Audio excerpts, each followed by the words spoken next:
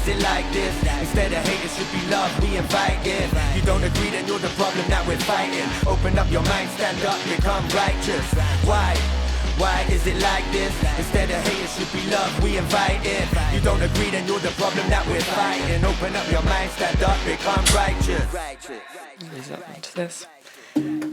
Hello. Hi.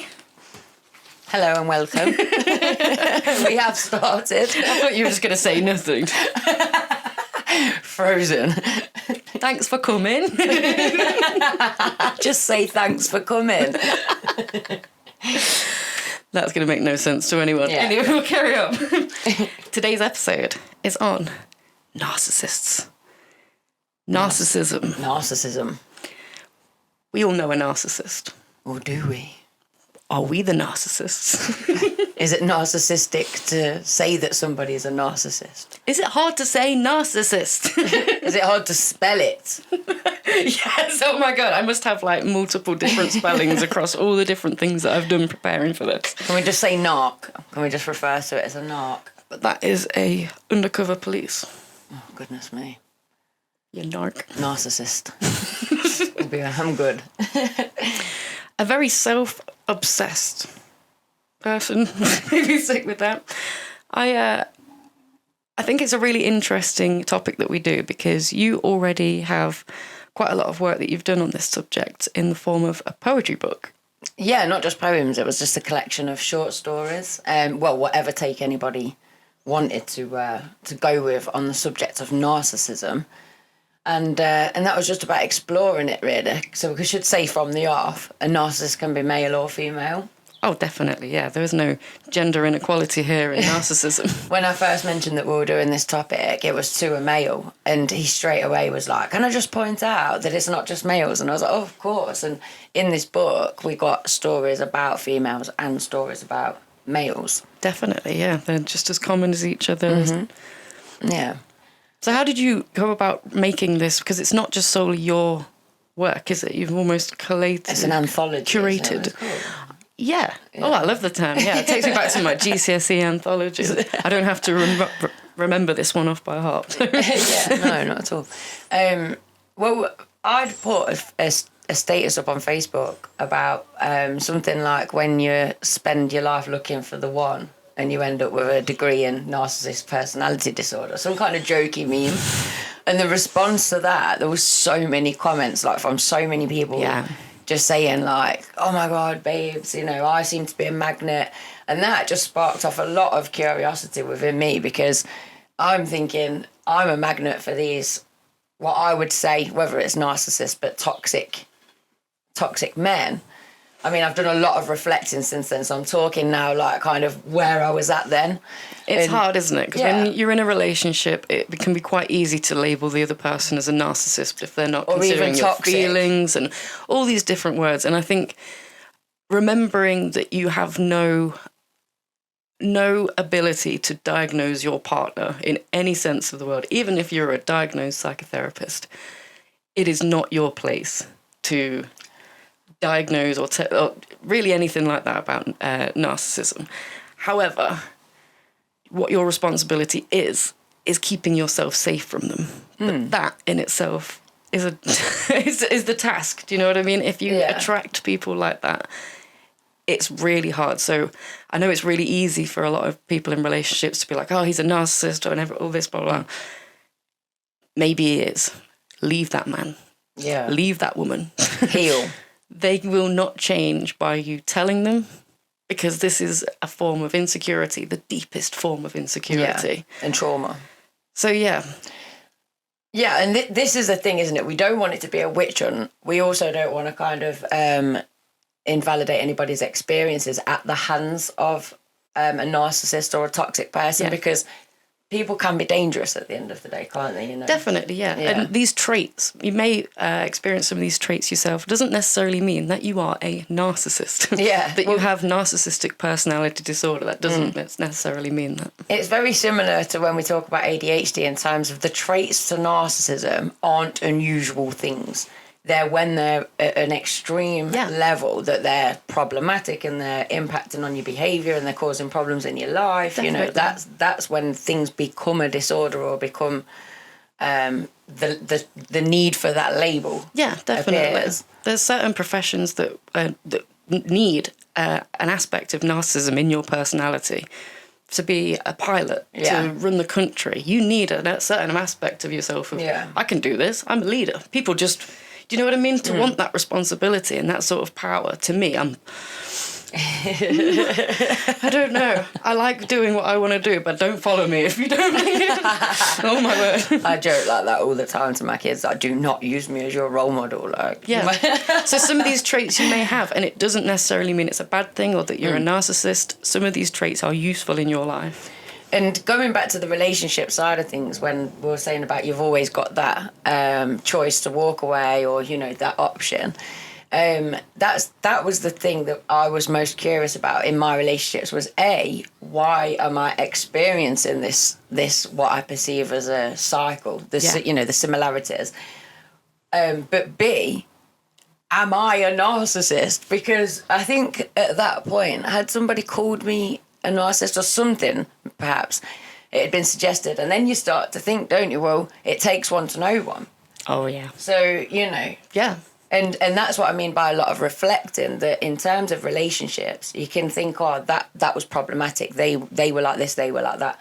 But you never truly know where they were coming from and how they took you or your behaviour, so what they were responding to. Yeah, In definitely. a sense, you can almost kind of live two separate relationships almost. Yeah, it goes back to that communication thing, doesn't it? Episode 1.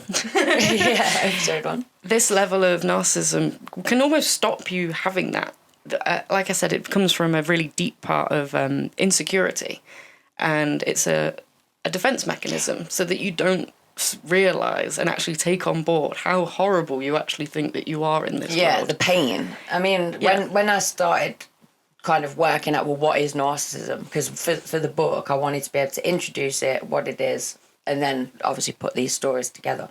And I was looking in, like, what is it? And whether this is the case or not, but a lot of my reading led me to believe that a person develops narcissism from when they're in their early kind of teens area, you know, adolescent type years, and it's usually when they were subjected to something traumatic, that where they felt helpless and ashamed of the fact that they couldn't help the person, or so it's domestic abuse, watching your mum get beat up, that kind of scenario can then cause your ego to take over. It defends you at all costs, and that's where this hyper confidence, you know, the fake confidence, the bravado, If all you've had of that. narcissistic parents, the chance that you turn out narcissistic yourself is so high.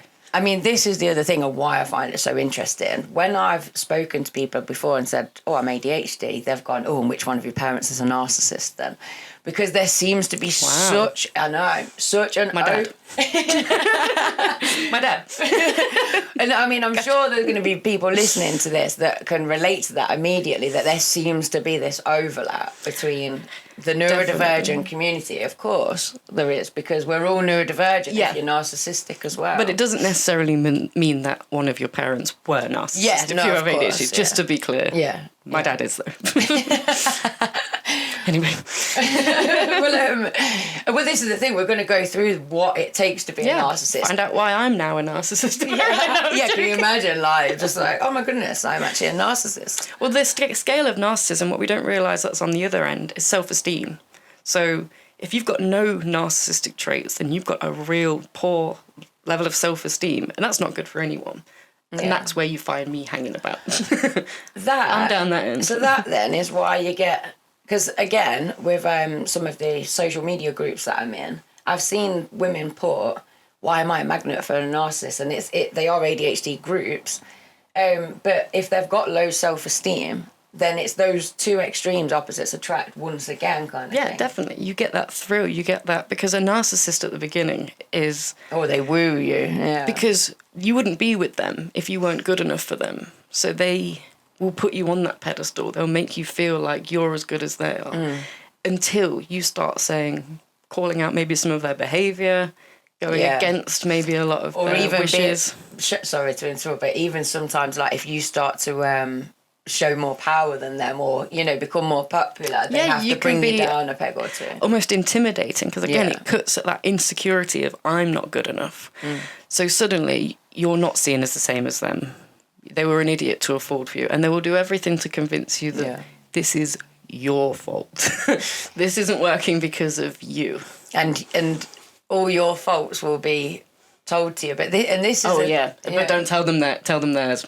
Yeah, it's not going to go. Well, what you find though is that the faults that they're pointing out are their faults, but this is again where the reflection tool comes in, because then if you're calling somebody out on their faults, you have to think, well, that's a huge indicator that this is something I'm doing that I don't like. It takes one to know one, and it's horrible because I hate to have that like victim blaming mentality, and it's not that. It is not your fault that you're in this situation, but it is your responsibility to look after yourself. Yeah. And that means putting yourself in the best situation you can.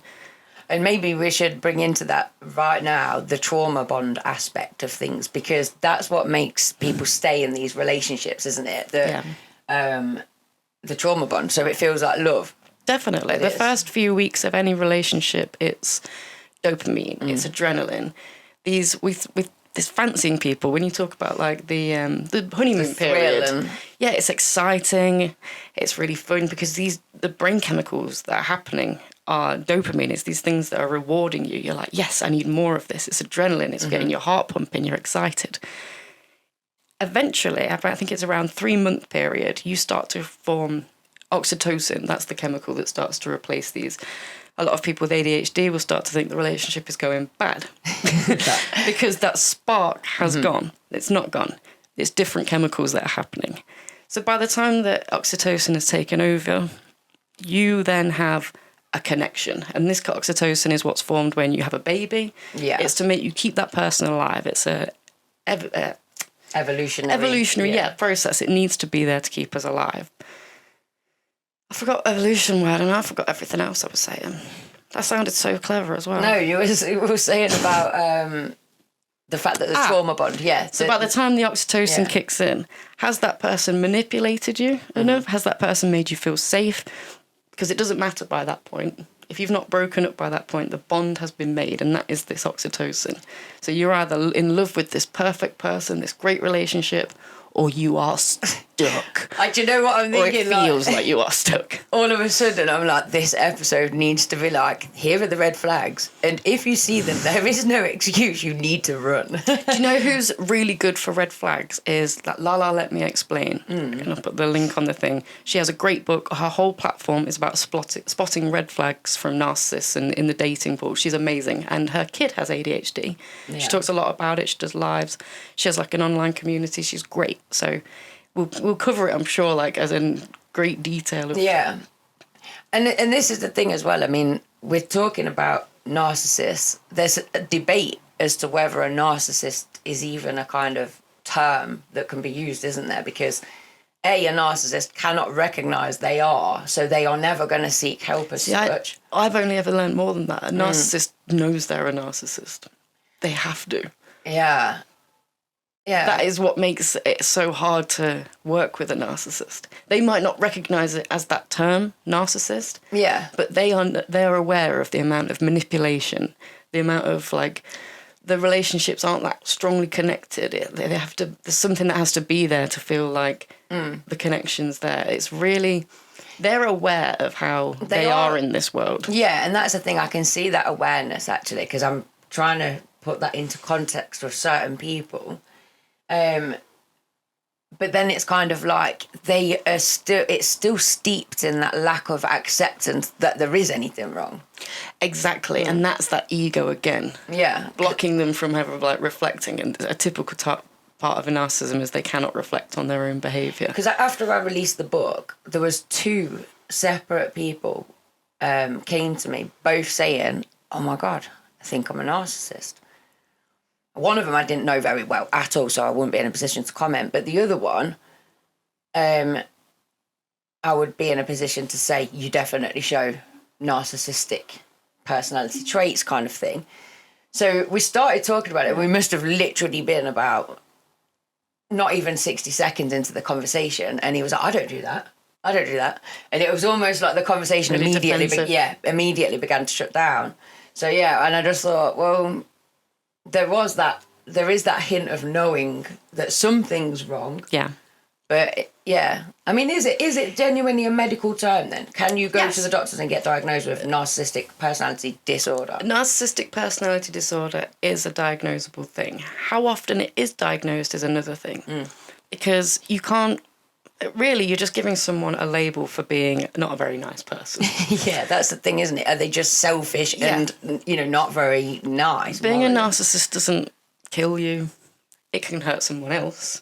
But then that gets looked at under a different scope of criminalisation that's kind of not seen in the Yeah, because there could be fraud. psychology point. Yeah. Yeah. It's so yes, you can be diagnosed with narcissistic personality disorder, but if you think that you can take your boyfriend or your girlfriend to the doctors, sit him down and go, tell him he's a narcissist or tell her she's a narcissist, it's not going to happen. That would be awful though, wouldn't it? Like, just think of the trauma you would put another person through. Yeah. Like, dragging to the doctors. You're a narcissist. You're a narcissist, and to do that to someone, you're probably the narcissist, let's be honest. But the way that it is diagnosed is through the criteria that's seen in the DSM-5. Yeah. This is a diagnostic statistics manual, and that is like a Bible for anyone in psychology or psychotherapy. It has the most up-to-date diagnoses and symptoms and everything that they can basically refer to. And this is all over westernised medicine, psychotherapy. So a way that they'll test that is with, like a lot of mental health studies, what's the word? Assessment kind of thing. Assessments. Yeah. It was a different word I was thinking Yeah, of, but I'll go yeah, with assessments because it fits. Like most assessments, it's a questionnaire. Whistle. It's a questionnaire, and it's called the Narcissistic Personality Inventory. And I've already done mine last night. I've got my score, and we're about to do yours. Oh my God. See, I hate to prepare. Like, I just like to roll on in here. I know what the topic is. I've got, like, a few ideas lined up. So this is my punishment for being that person that doesn't like to prepare. Well, there's 40 questions. It's not really a question. There's 2 statements for each number, 40 of them, and just tell me which one of them you relate to more. So everyone can do this alongside of me now, because you're going to read them out and I'm going to wicked. Definitely. So we can all find out if we're narcissists Let's together. all find out together. I'll put a link to the actual test as well, because if you want to do it online, you can do a digital version. It just gives you your score. You don't have to try, actually working it out. Yeah. So, read the instructions. This is a personality test to help you learn more about yourself. Read the instructions below, then fill out the next page. Instructions. There are 40 paired statements. For each, choose one that's closest to your feelings. These are so hard, aren't they? Because it's like, what do you prefer, the indoors or the outdoors? It's like, both. It depends on the scenario, Well, you'll see. The questions in themselves are almost like opposites. But I'll go into that after, because you might think, well, that's an obvious one to answer if you wanted to seem a certain way. Yeah, well, this is my thing with the ADHD assessment. If you wanted to gain I know that then once you go along, you're then going to be analysed, kind of thing. But yeah, we'll go into the problem with this assessment thing. I've got so many of these assessments from when I was working in mainstream school, for like process, and they're so interesting. I ought to do some on you one time. Do some on me, definitely. We'll check your like your working memory and stuff like that, live on the camera. Okay, so question 1. Do you relate more to which statement? I have a natural talent for influencing people. I am not good at influencing people. Yeah, I'd say the first one. Modesty doesn't become me, or I'm essentially a modest person.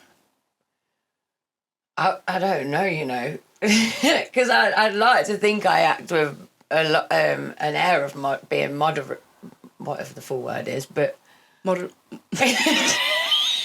Modesty. Modest. Moderate, I was trying to seem professional. I'm like, modest.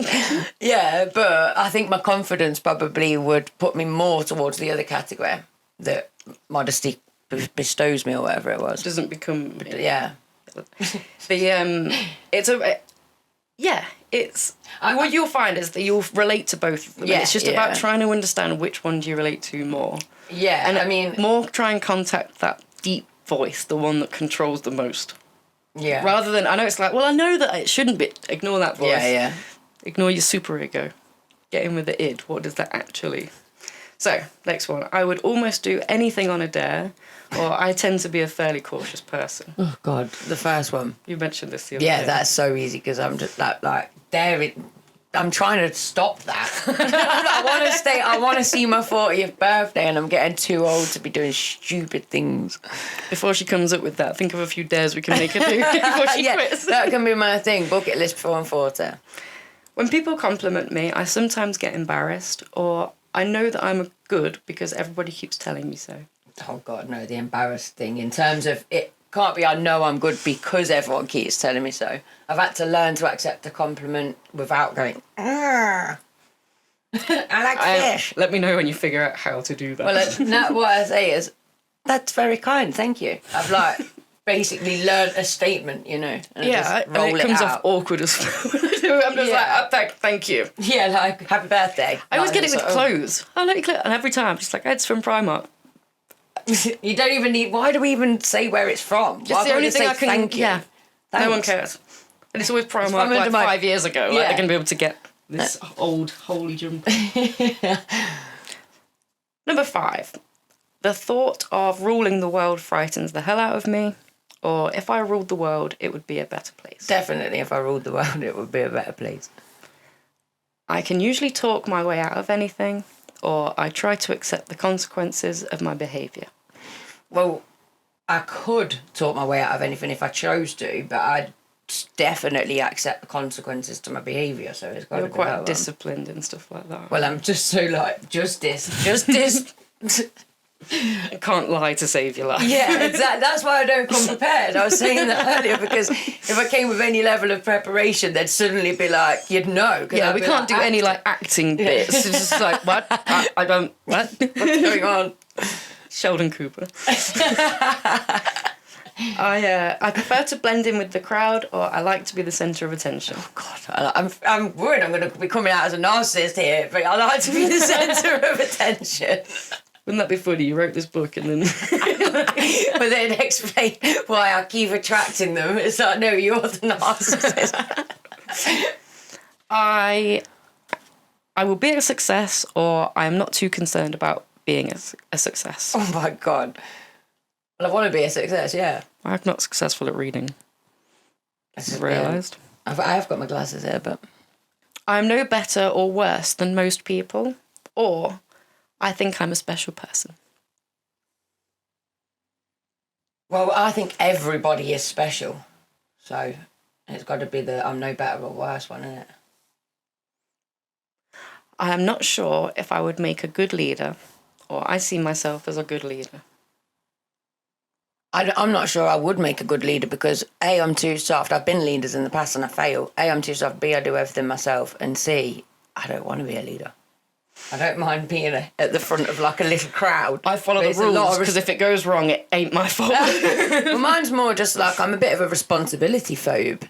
The minute you're in charge of something big, it's like just a lot to do. A houseplant and cats are a push, but no more right now. Yeah, houseplants have only just started down there.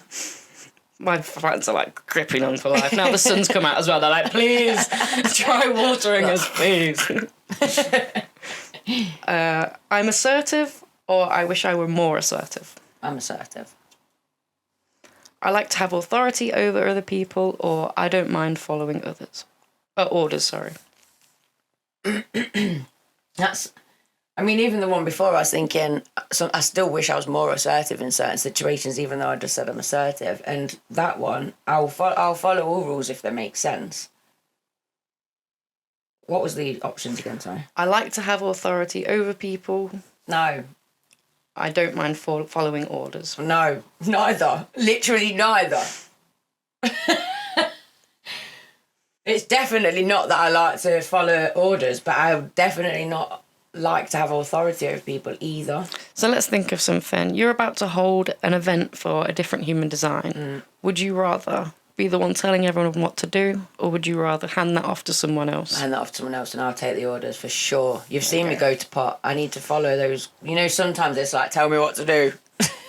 Yeah. I'm freezing. Make that decision for me so my brain can kick in and do the rest of it. Then I'll pick it up from there. Tell me what to do.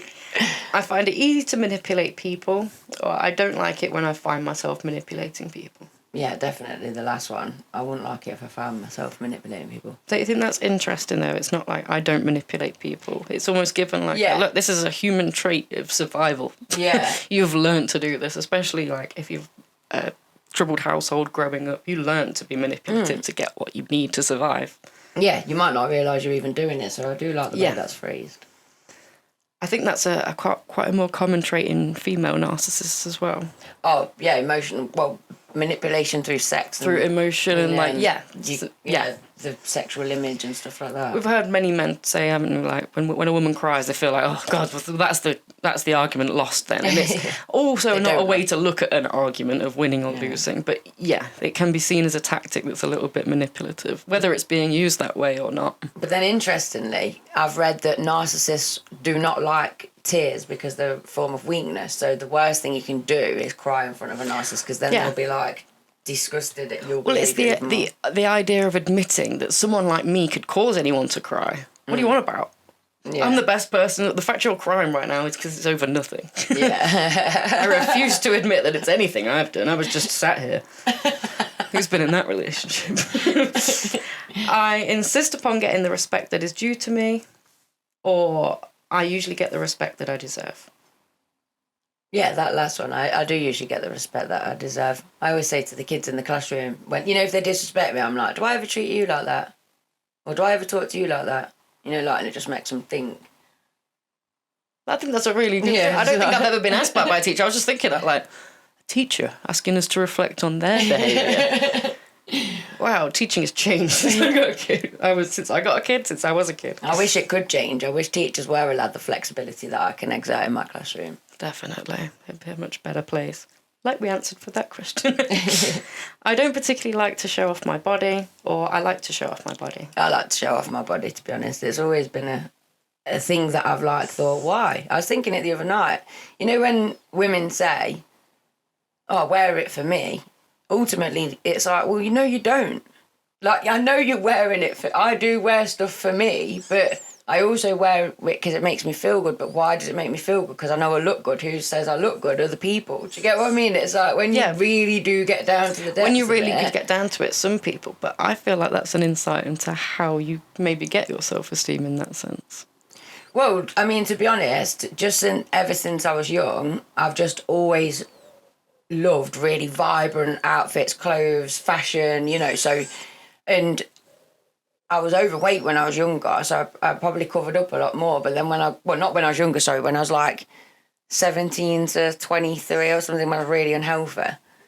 And so then when I started to get my figure back, I was like showing it off purely because I had. Yeah. But on the other hand, I've always been body confident as well. Yeah. Like, I was having this conversation the other day about how I think we should all be naked and it would just be easier. And I think that's what comes from someone that is stereotypically good looking, do you know what I mean, that has a good body, because you've received them compliments on a regular basis. Therefore it's like, yeah, I'm fucking rock, do you know what I mean? And it's almost helped you identify yourself as this body positive, I like the way I look kind of person. Well, the thing is, like I say, from the age of 23 I've pole danced, which made my confidence rocket, and it also tones your body up, so it's a fantastic for self-esteem. If you feel like you've not really, and there's still stigma on it being like, what, you're training to go and work in a not at all. It is just so fit. Exercise. I've never been so painful in my life. Experienced the soreness,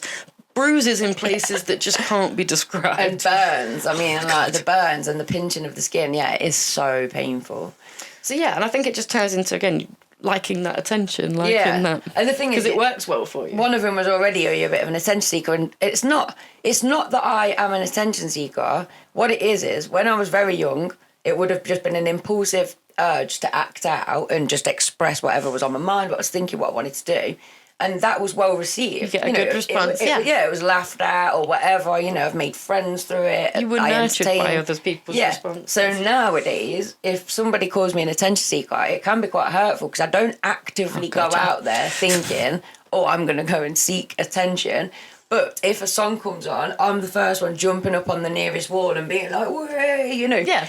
And that's not me attention seeking. That's just me acting in the moment. So it's really hard because it's looking at this. It's hard to look at these traits and not having like a negative aspect to them. But like attention seeker, someone that works in TV entertainment need to have this. Yeah, this is the thing again, in it that they're qualities in the right perspective and also qualities in the right doses, because we were saying this about ADHD earlier. It's like everyone's forgetful, but it's like I'm forgetful all of the time to the point that I'm disabled with it. to the point where we don't have so many conversations, or conversations will just get forgotten and moved on from.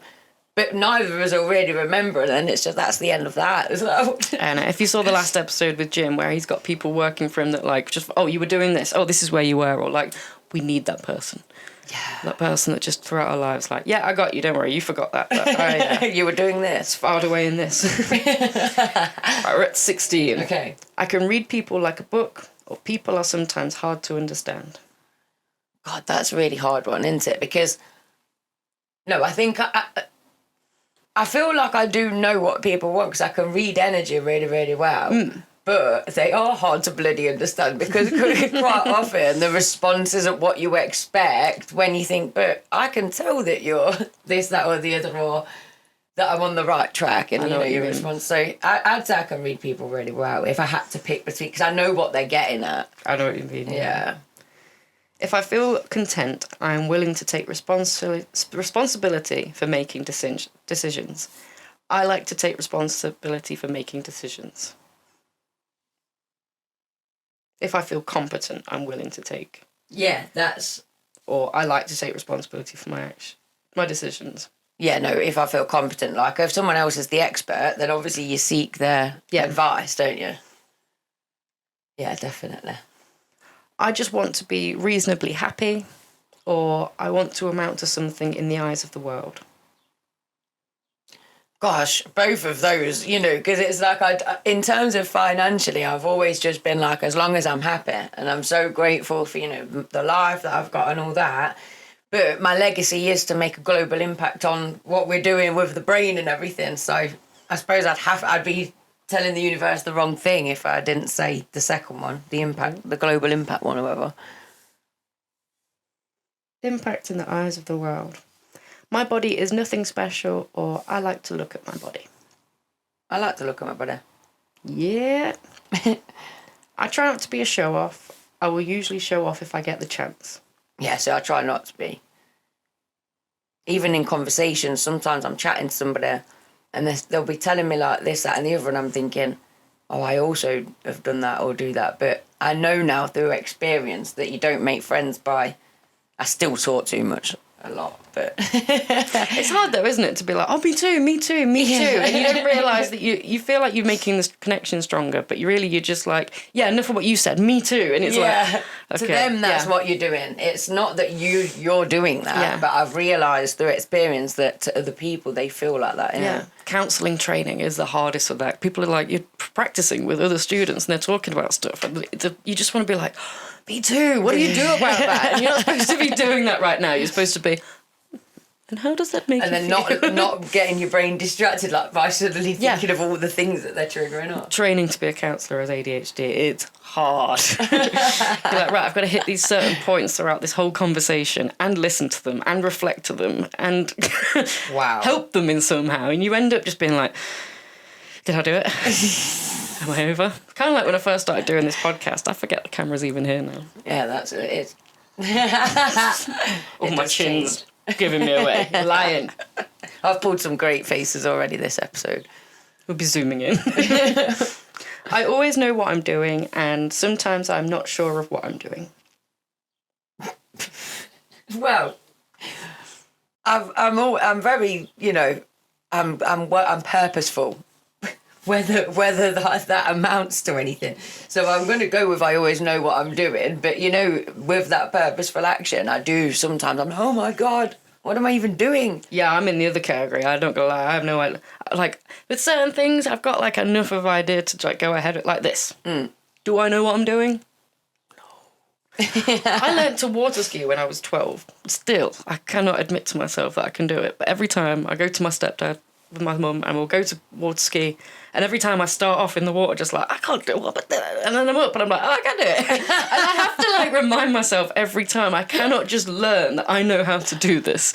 So even if I do know, I tell myself, I don't know what I'm doing right now. See, this is the thing. It's like, this is more of a self-esteem tip. But you did say that, actually, didn't you? Exactly. The opposite to narcissism is self-esteem. Yeah. Yeah. So, yeah, this is highlighting our differences in terms of that, isn't it? So I sometimes depend on people to get things done. I rarely depend on anyone else to get things done.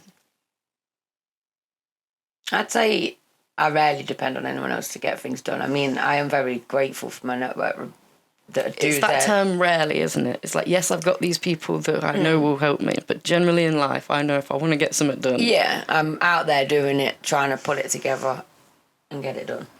Sometimes I tell good stories, or everybody likes to hear my stories. Oh, just sometimes I tell good stories. I You tell just a lot say of it. stories. Whether I'm starting to think that there's too many people in my life that are just polite and like haven't told me to just shut up. I live for every question. There's been a story, pretty much, or some sort of commentary. God. So that, like, imagine if you'd answered. Everybody likes to hear them. There's loads of people listening right now, like. I don't. No, I'm joking. I love everything you've said. Well, the thing Thankfully, is, you're an interesting person. If you didn't have interesting things to say, then you'd probably hear. there'd be "You no shut up." Well, and there'd be no More. podcast, would there? Like, No, that wouldn't be. Like, we're different human design. There'll be no. well, the whole point of having a podcast is surely if you got something you want to talk about. I'd still be in my bedroom, like filming something, and be like, no one would ever see that. It's so embarrassing. Hide that. Yeah, I'm like, come on, here we are. I expect a great deal from other people, or I like to do things for other people. Oh, I like to do things for other people. I will never be satisfied until I get all that I deserve, or I take my satisfactions as they come. Yeah, definitely the second one. Compliments embarrass me. I like to be complimented. The first one. Compliments are embarrassing. Oh, they're not. They're nice, aren't they? It just makes you look. That's what I mean. awkward. I love to get them, but they're embarrassing. If I had to Yeah. pick one of them, I can't deal with them. Like, they're nice, thank you, but... And I think that's just what we need to change, in it, that it's just normal for everyone to just be like, hey, you look amazing. I love your top. I love your hair. You've got such an amazing heart. Just saying thank you as well, rather than like trying to quickly find something for them, because just that's like just say inauthentic thanks. as well. Yeah. Being okay with saying okay, try now. Give me a compliment. That's so narcissistic. I really like your makeup. It looks really on fleek. Is that how they say I it? started On pulling fleek. faces, and I just wanted to be like, I don't believe you. But No, I was like trying to say a word, and I was like, that's not the right word. Pick a different word. on fleek, like Yes. it's 2099. 2099. 2019. See, it's the compliment got you all awkward. It got we you have- so awkward you couldn't even respond with We need this a different test for me. There's nothing about narcissism. It's just, does your brain work? awkward turtle test. Right. That's what yours is. I'll try it again.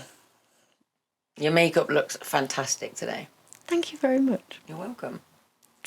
There we go. Thank you. Mentally jumping off a bridge. No, I'm joking. It's not that. Catch the balloon and just awkwardly float away. If I can edit that in.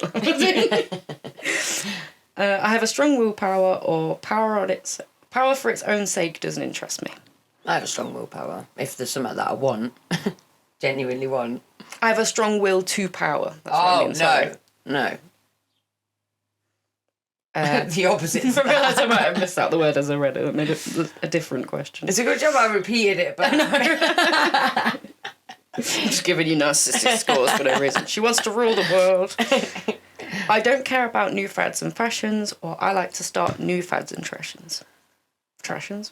I'd rather start them. I don't care about them at all.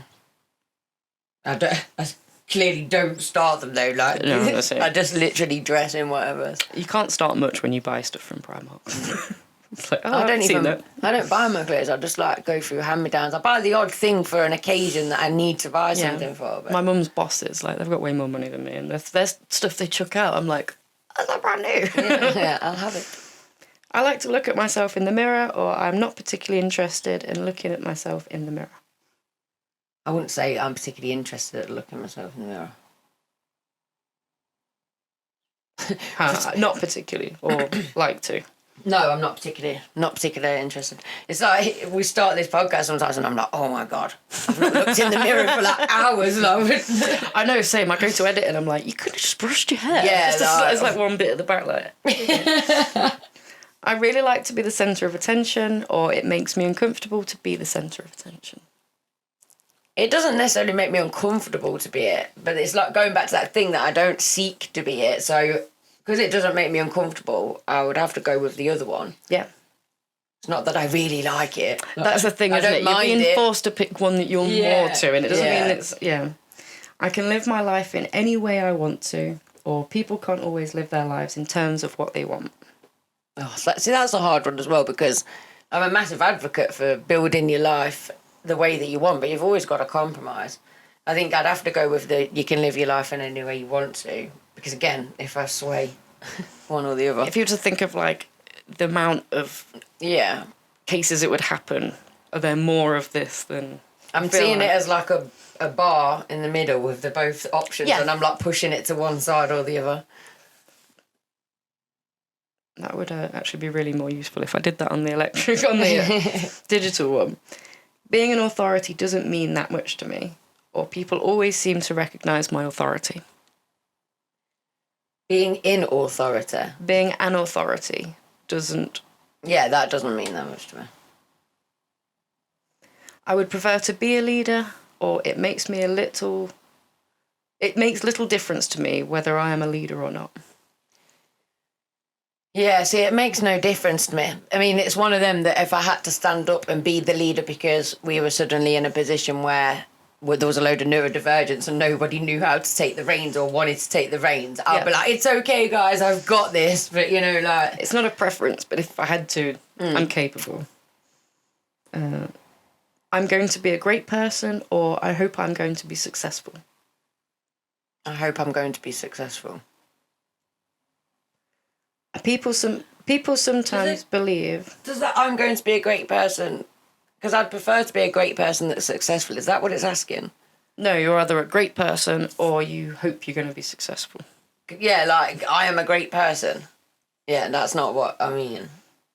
I'm just picking the other one because I don't like the first one. Yeah, I hope I'm going to be successful. Yeah. Yeah, that's fine. Okay. However you've interpreted it, it's fine. I thought I'd interpret Sheldon, it's fine. People sometimes believe what I tell them. I can make anybody believe anything I want them to. Oh, God, not that one. Like, people... I only speak the truth and people still don't believe it. I'm alone right now. Like, I told about a lie. I'm a born leader, or leadership is a quality that takes a long time to develop. That second one, because, you know, you can't just be born as a leader. You have to be wise to be a leader. I wish somebody would someday write my biography, or I don't like people to pry into my life for any reason. I'd write my own, so... Actually, no, I hope someone does write it so I don't have to go through the pain of writing it myself. Like, yeah. I don't want responsibilities. I want to write my own biography. It's like, that's ADHD. I've written books, so it's not like I am an author as one of my hats. So exactly. It's not like the weirdest thing to say. No, yeah, I've realised that. Again, the strengths of what you need to be an author, that is an great example. Okay, last three. I get upset when people don't notice how I look when I go out in public. I don't mind blending into the crowd when I go out in public.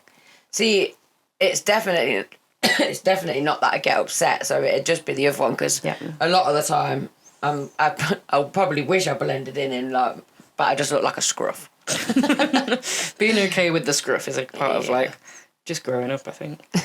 I'm more capable than other people, or there's a lot that I can learn from other people. Definitely the learning thing. I mean, I know I'm very capable, but I also don't underestimate that everybody is going to be capable at something, and I want to learn it all. Definitely. Show me. The last one, I am much like everybody else, or I'm an extraordinary person. Like I said, I just feel like everyone's unique, innit? That's what we keep saying. So I am much like everybody I am else. an extraordinary person. No, because everybody's extraordinary. I am much like everybody else. Yeah. Done. So that was long. Sorry, because I told a story with a side bit of detail and an extra part and a bit that I'd forgot from earlier. no, I think that's really good. That's what you want from it. I want some sort of the amount of times I've done this with people and they're just like that one, and I'm like, I don't think you've thought about that long enough. Like when I'm thinking of like all these examples that they've not shown that, and you're like, it's not my test to take, and that's the thing of that is the hard thing. I've done assessments. ADHD assessments with adults that do not want to believe they're ADHD, so they answer, and it's like, exactly. But like you say, not as in I've done a serious assessment, as in I've got these assessments because I do them with school, so it's like in the past, adults want to know, what's their, how do their results come up, until you start doing it, and you're thinking, that's not the answer, and if I was assessing them as a kid, I'd have done the observations and I'd be able to come to those conclusions, because it's like, well, I've seen them do that. But so that's the thing, isn't it? So they do these tests, and like many mental health kind of diagnostic tools that they use,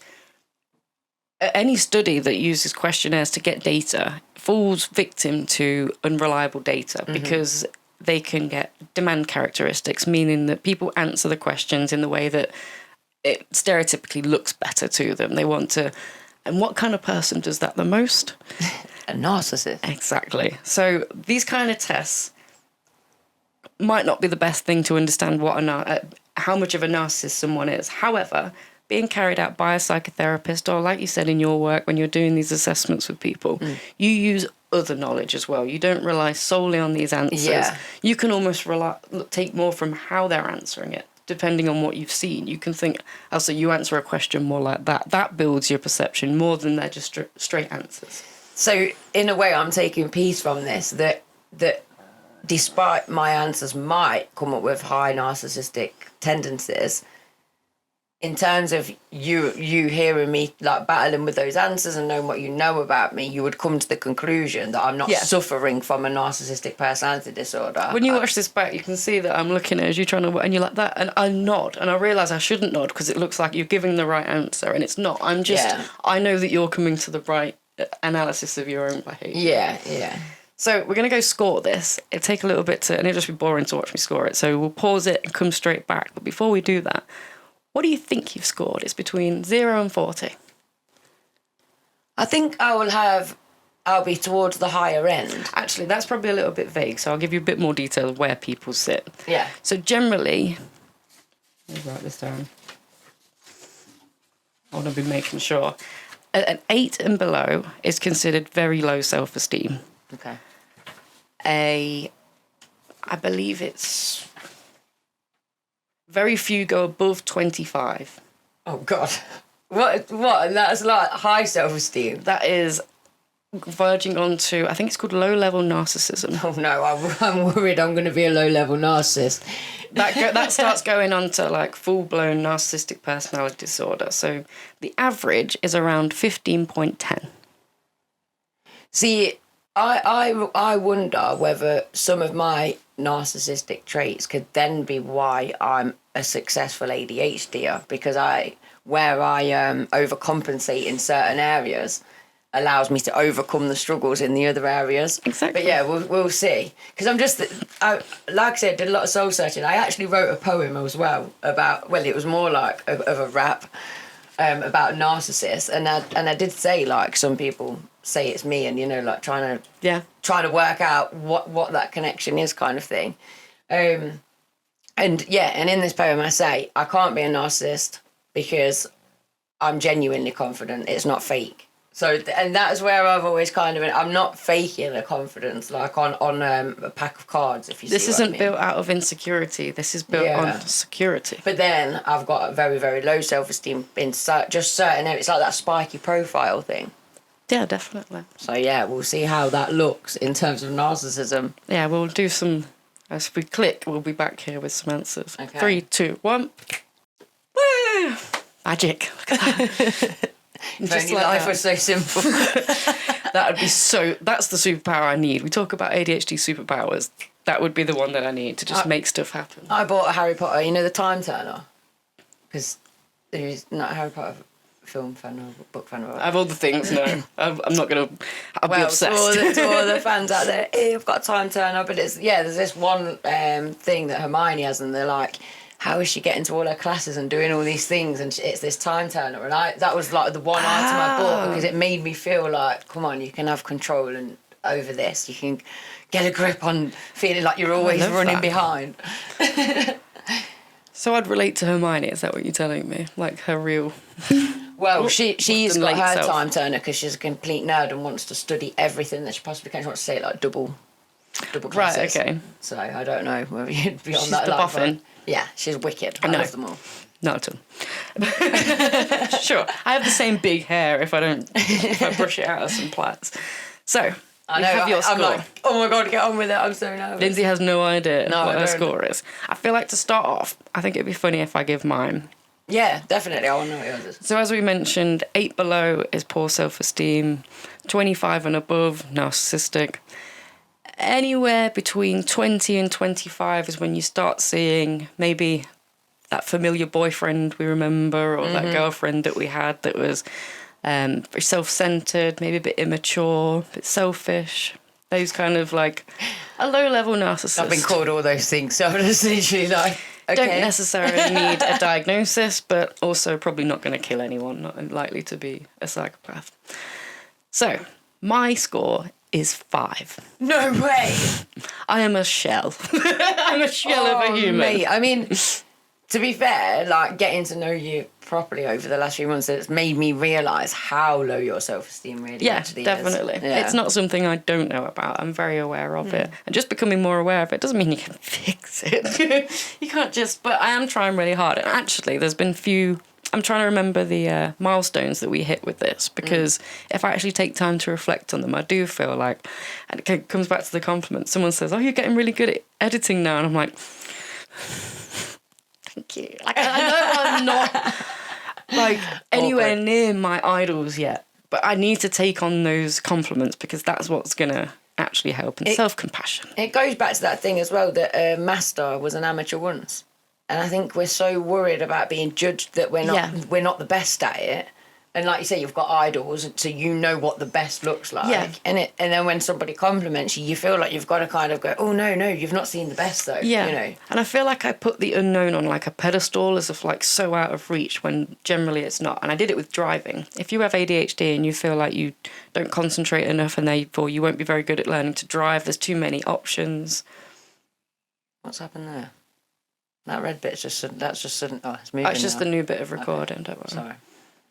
About driving. You were saying about the driving. Yeah. I thought that I wouldn't be able to learn all the different bits, remember to do all the things. It's very like cognitive demanding. Seems where I couldn't wait for that challenge. I'm going to be great at this. Like I love multitasking. Yeah, it's going to be great for my brain. I'm not good at like video games. Do you know what I mean? I felt like I'm not good at them. Everything that I was basing it on, I was like, I'm going to be terrible at this. And there'd be things that I'm thinking about that I'm like, how do you do that? And actually learning to drive, I took it up really quickly. I did decide to go automatic to get rid of many chances of like messing with taking a longer time to learn gears. I think that was my biggest thing. I just wanted to drive. Yeah.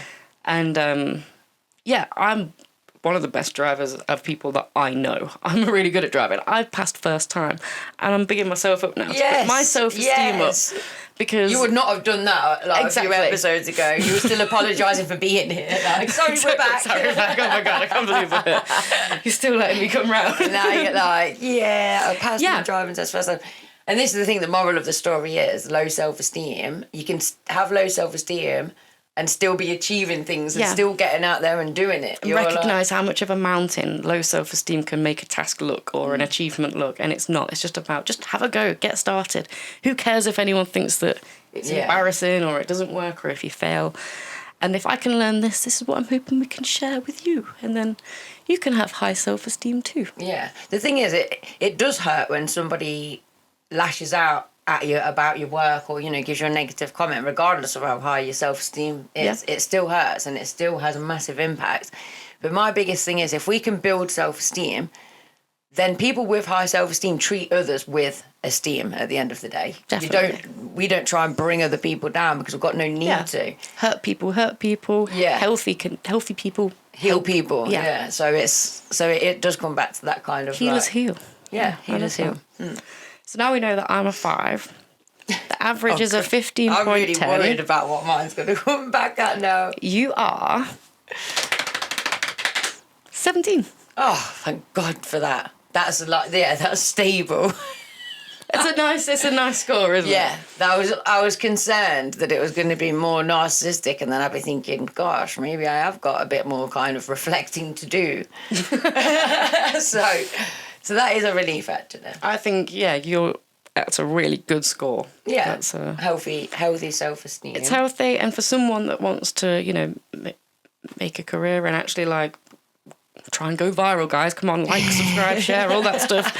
You need some of that to be able to think that you can have the responsibility to look after people's mental health, people like that. You need a level of narcissism to think, I can do that. Even I'd never thought about it before. Went into teaching, standing up in front of the classroom.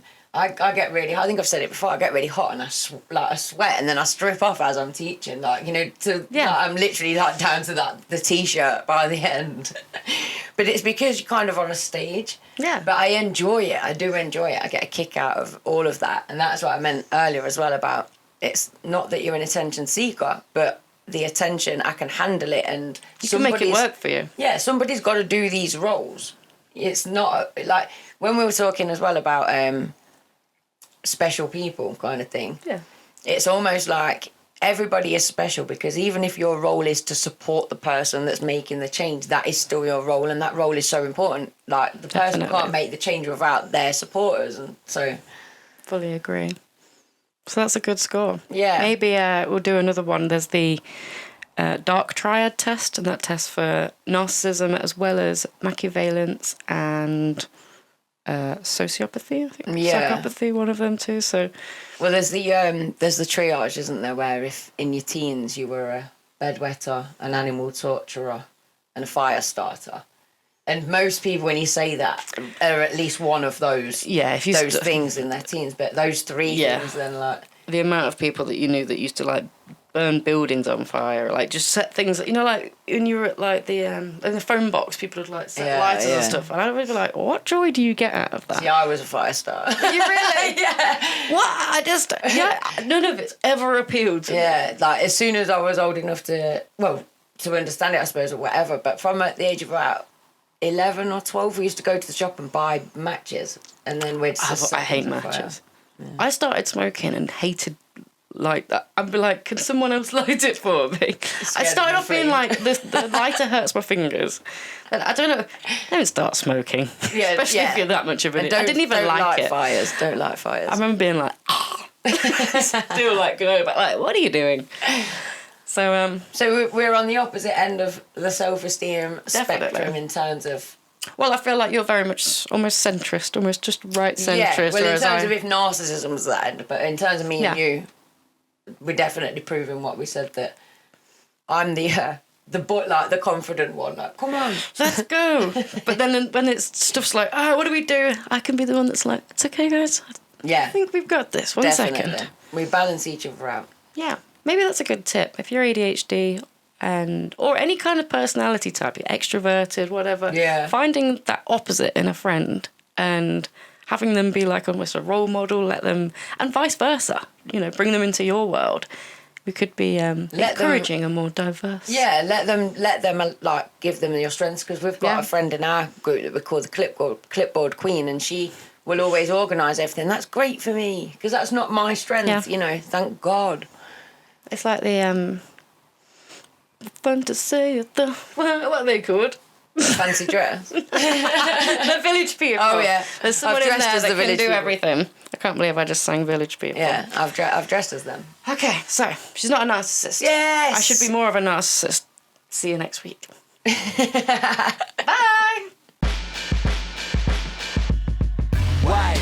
Why is it like this? Instead of hate, it should be love, we invite in. You don't agree, then you're the problem that we're fighting. Open up your mind, stand up, become righteous. Why is it like this? Instead of hate, it should be love, we invite in. You don't agree, then you're the problem that we're fighting. Open up your mind, stand up, become righteous.